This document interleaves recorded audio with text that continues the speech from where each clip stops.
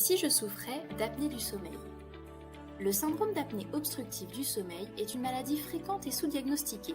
Découvrons les symptômes qui doivent vous alerter si, comme Paul, vous êtes concerné. Les ronflements bruyants et répétés sont les symptômes les plus typiques de l'apnée du sommeil, mais ils ne sont pas les seuls. Voici les différents symptômes que Paul peut ressentir en journée.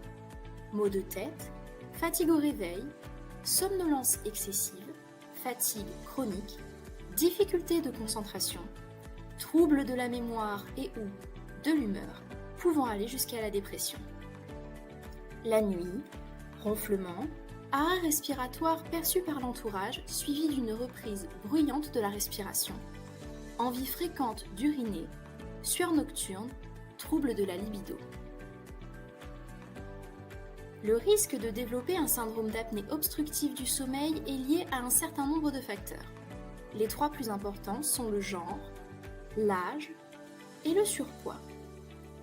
Le syndrome d'apnée obstructive du sommeil est plus fréquent chez les hommes, à partir de 65 ans, et chez les personnes ayant un indice de masse corporelle supérieur à 30, synonyme d'obésité.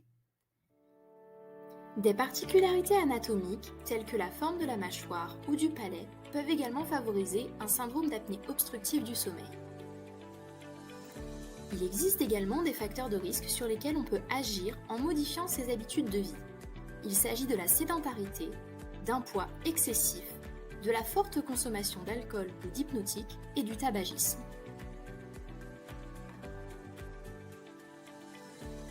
Les symptômes peuvent être typiques ou non de l'apnée du sommeil.